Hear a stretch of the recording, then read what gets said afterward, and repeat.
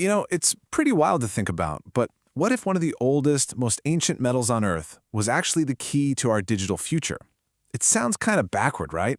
But today we're going to dig into why silver, a physical, tangible metal, is at the absolute heart of a full-blown digital revolution. Okay, let's just jump right in. The whole story really kicks off with this one number that sent shockwaves through the global markets. In late December 2025, the price of silver just blew up, hitting a staggering, record-breaking $79 an ounce. So the big question we've got to ask is this just a flash in the pan? A classic speculative bubble that's going to pop? Or is this the first tremor, the first real sign of something way, way bigger moving just beneath the surface? To figure that out, we have to look at the symptom first. So let's peel back the first layer of this whole mystery, what everyone's calling the Great Silver Squeeze. And right at the center of this squeeze is something called the Shanghai Premium. See, for months, the price for actual physical silver bars in Shanghai has been way higher than the paper price you see in New York and London. This price gap has been acting like a giant industrial vacuum cleaner, just sucking every single available ounce of physical metal out of the West and shipping it east. In this table, man, it really breaks down the conflict perfectly. In the West, you've got the COMEX, which is mostly driven by paper contracts, basically bets on the price that almost never end with someone taking home the metal. But in the East, it's all about real industrial demand, real people wanting real, physical silver. The results? Western vaults are emptying out, and the East is now calling the shots on price. The physical world is taking over. So just how crazy did things get?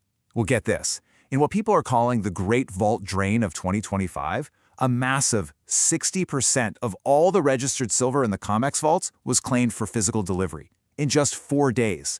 The paper promises were called in, and the vault started emptying out at a speed nobody thought was possible. But here's where it gets really interesting. Out of all this chaos, this battle between the paper world and the physical world, a really elegant technological solution is starting to emerge, and it's being called Bitcoin's silver bullet. On the left, you've got the old system of paper silver. It's really just a promise of metal. It's slow, it's expensive to settle, and nobody really knows for sure how much metal is backing all those promises. But then, look at the right. This is a game changer. This is tokenized silver, living on Bitcoin's base layer. It's not a promise, it's direct, legal title to a specific audited bar of silver, and you can send it anywhere in the world instantly. So how does this digital teleportation of a real-world object actually work? Well, it's this incredibly simple and elegant process called hard tokenization. Step 1, a 1,000-ounce silver bar gets locked up and audited in a secure vault. Step 2, a unique token called a rune is created on the Bitcoin blockchain. All the data about that specific bar, its serial number, its purity, everything is embedded right into the token. And step 3, that token can then be traded anywhere, and whoever holds the token has legal ownership of that physical bar. Instantly. And the beautiful part is the security.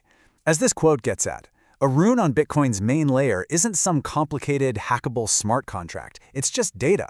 It's an entry in the ledger that says, this exists. Because it's so simple, it can't be exploited like other things. It's just there, protected by the most powerful computer network on the planet. Okay, so that's the financial innovation side. But that's only half the picture. The real driver, the engine room powering this entire thing, is a massive global revolution happening in the physical world of computing. We're talking about the post-silicon arms race. For our whole lives, we've heard about Moore's Law, the idea that computer chips get twice as powerful every couple of years.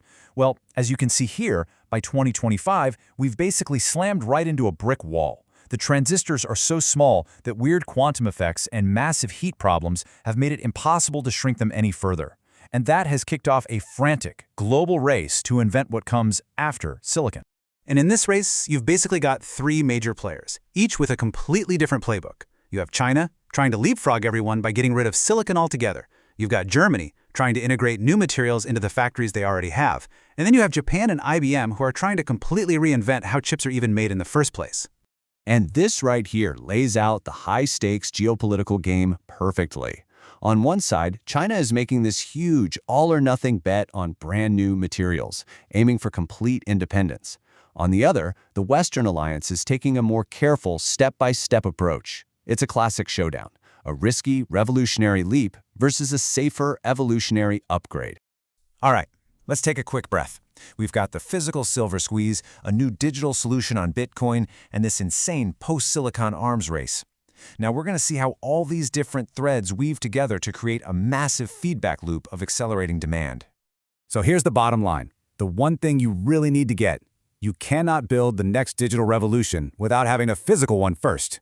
And all this new hardware, from the new AI chips to these photonic networks, it is all unbelievably, intensely hungry for silver. Just how hungry are we talking? Well, look at this number, 1 kilogram. That's the amount of silver needed for just a single one of Samsung's new solid-state batteries for electric vehicles. And this chart really puts that number into perspective. Your old gas guzzler uses maybe 15, 20 grams of silver.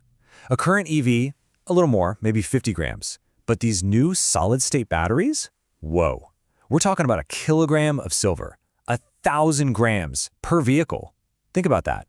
If only 20% of new EVs use this tech, it could eat up over 60% of the entire planet's annual silver supply.